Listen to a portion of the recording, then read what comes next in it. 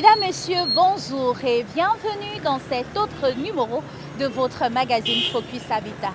Au sommaire de cette édition, nous revenons sur la JMH à Berthois pour parler des politiques et stratégies de développement pour avoir une ville durable.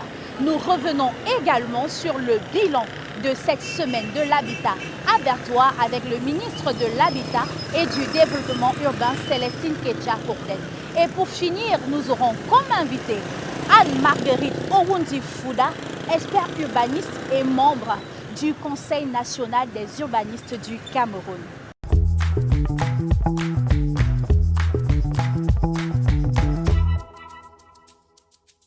Le bilan de ces une semaine intense d'activité à Berthois avec Célestine Ketcha-Cortez, ministre de l'Habitat et du Développement urbain.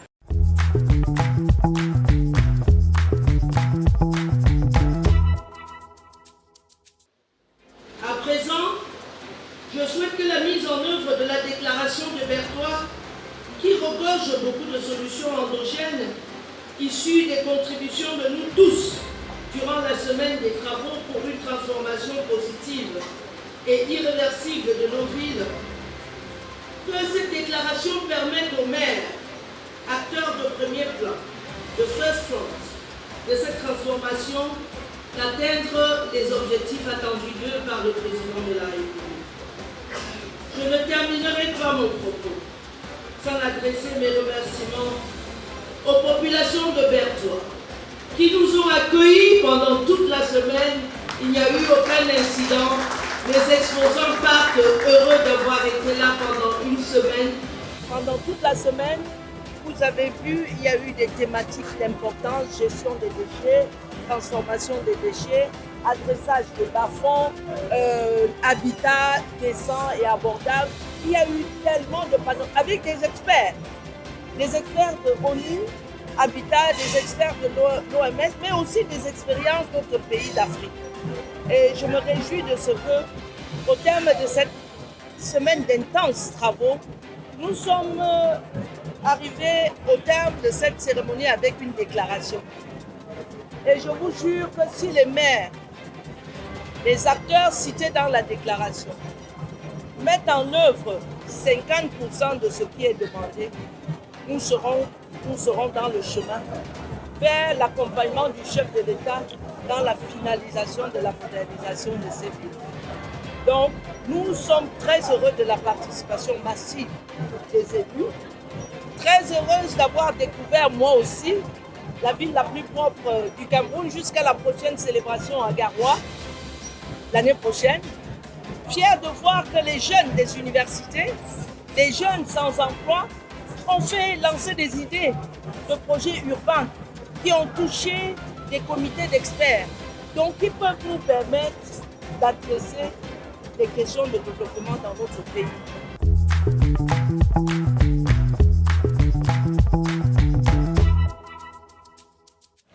Que faut-il faire pour avoir des villes sûres et durables au Cameroun? La question était au centre d'un panel lors de la JMH à Berthois. Experts et assimilés ont réfléchi autour de la question. Les réponses à cette interrogation dans cet élément.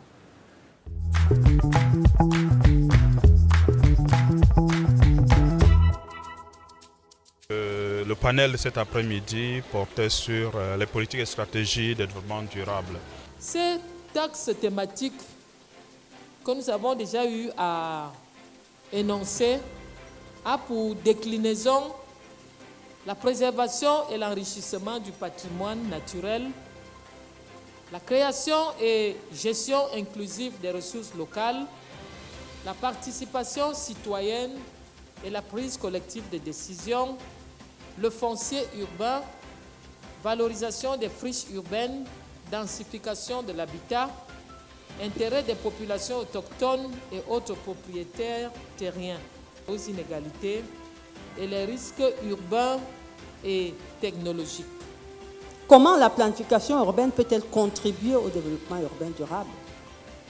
Comment prendre en compte la notion de durabilité dans l'élaboration des documents de planification urbaine? Quelle démarche et quel type d'organisation spatiale adopter pour avoir des villes durables? Pour répondre à ces questions, nous allons tour à tour faire un rappel du rôle et de l'importance de la planification urbaine dans le développement durable d'une ville. On va également rappeler les différentes étapes, brièvement, les différents types de documents de planification urbaine existants et ensuite nous allons passer aux principes et normes de planification pour un développement urbain durable. Les principes et normes de comment donc planifier la ville durable. Là encore, le guide de planification urbaine, pour ceux qui l'ont déjà regardé, tout est à l'intérieur, tout a été rappelé. Il est rappelé dans ce guide que le nouveau programme pour les villes s'inscrit dans le cadre des 17 objectifs du développement durable qu'on a cités, notamment donc cet objectif 11. Et donc, sur la base de ces deux agendas, ONU Habitat a défini 5 principes de planification urbaine durable dans ce qu'il a appelé ses lignes directrices internationales sur la planification urbaine et territoriale. Ces lignes directrices sont facilement, pour ceux qui ne les ont pas, sont traduites dans toutes les langues et on peut les télécharger sur le site d'ONU Habitat. Il est en ligne. Ils sont en ligne. Et les 5 principes, donc, pour une planification durable, c'est 1, avoir un espace adéquat pour les rues et un réseau routier efficace. Donc, il ne faut pas penser que quand il y a un terrain, ça je vois de plus en plus, d'ailleurs, quand on sortait tout à l'heure de l'hôtel, avec mon confrère urbaniste, ce qui nous a frappé, c'est que quand on prend l'axe principal, là, on regarde, ça va tout droit. Notre axe qui passe là, parce que nous habitons plus haut. On voit que l'axe est sinueux, on ne comprend pas pourquoi. Le profil n'est pas tout droit. Pourquoi c'est sinueux? Il me dit, mais attends, pourquoi? Parce que lui, en plus, il est ingénieur de génie civil. Je lui ai dit non. C'est quelqu'un qui n'a pas voulu que la route prenne son terrain. Parce que moi, je vois des choses extraordinaires dans les quartiers. Dès qu'on dit qu'on va aménager une route, même si le terrain n'était pas occupé, chacun vient dire que la route ne doit pas passer. Son terrain. Non. Si vous construisez sur tout l'espace et que vous n'avez pas de voies de circulation, comment est-ce que vous allez ramener les services comme le ramassage des ordures ménagères dont on parlait tout à l'heure? Ne serait-ce que pour ça. Comment voulez-vous qu'on puisse venir collecter vos ordures? Les camions d'Isacam vont passer par où? Il faut donc généraliser, c'est un grand chantier. Il faut renforcer les capacités des acteurs. Parce que si on ouvre le champ de la participation et qu'on met dedans des acteurs qui ne comprennent ni le sujet, ni les démarches, ces acteurs vont être juste les faire valoir. Et ce n'est pas cette participation-là que nous souhaitons. Quelle est la stratégie véritable qu'on devrait mettre en place pour accompagner les collectivités territoriales décentralisées dans la mise en œuvre des documents de planification urbaine? Est-ce que finalement il n'y a pas ce problème de citoyenneté urbaine, de culture urbaine qui nous attache à nos espaces urbains également? Nous recommandons que la plupart, sinon la majorité des décisions qui sont prises, que ce soit en termes de planification, en termes d'exécution des projets, en termes de contrôle, d'évaluation de l'impact des projets, que tous les acteurs urbains soient appelés à y prendre part. Et cela aura un effet bénéfique sur la qualité des projets, la qualité de l'environnement urbain et puis la durabilité même de ces projets dans la mesure où on ouvre davantage d'opportunités de financement avec la participation financière des bénéficiaires.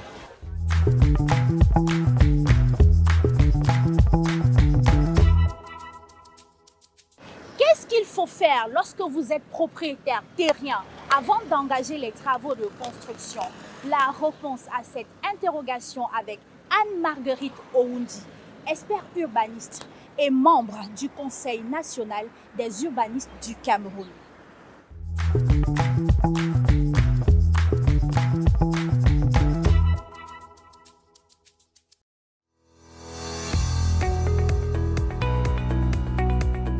Pour avoir une ville durable, entre autres, il faut avoir une gestion foncière efficace. Il faut maîtriser la gestion du foncier. Et la gestion du foncier, c'est d'abord l'État, parce que dans notre contexte, c'est l'État qui est responsable des terres, en fait. Il faut que la gestion foncière puisse faire en sorte qu'on évite les spéculations.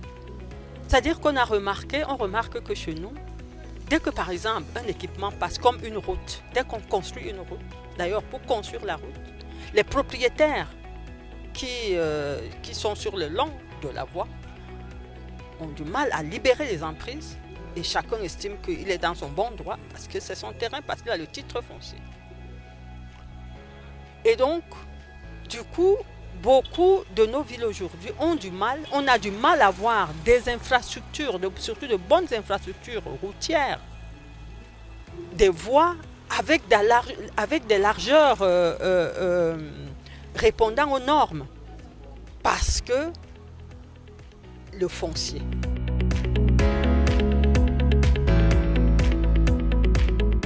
Le lotissement, c'est le lotissement qui structure l'espace urbain. Donc un lotissement, selon la loi, doit prévoir tous les équipements, c'est-à-dire les aires de jeu.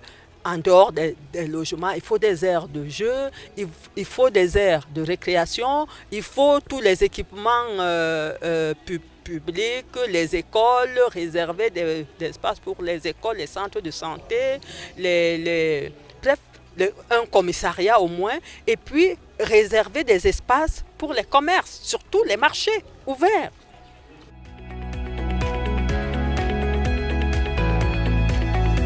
Il faut que les propriétaires, que nous tous nous comprenions d'abord qu'en ville, être propriétaire terrien, avoir un titre foncier, ne vous donne pas le droit de tout faire sur ce terrain, de faire ce que vous voulez de ce terrain, en termes d'aménagement, en termes de construction.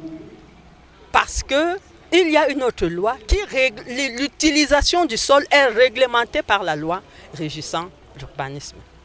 Et le principe, c'est que toute occupation fasse l'objet en plus du titre foncier, fasse l'objet d'une autorisation.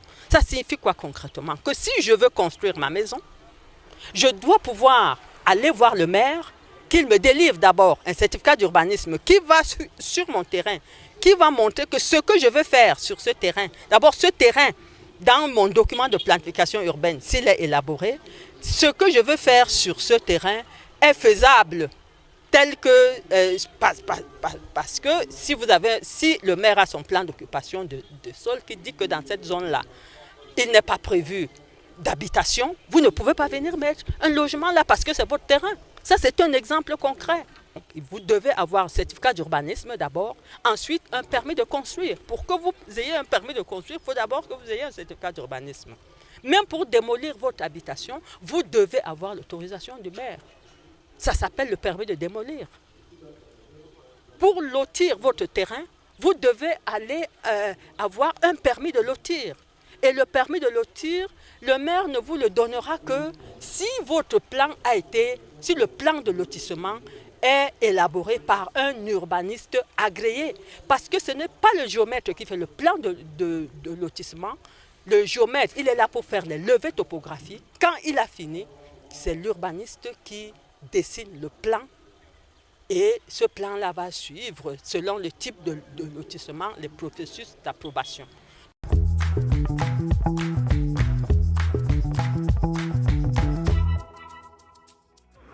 Vous l'avez bien compris, il est impératif d'avoir un permis de bâtir avant d'engager les travaux de construction. Focus Habitat, c'est la fin de cette autre édition. Rendez-vous demain, même heure, pour un nouveau numéro.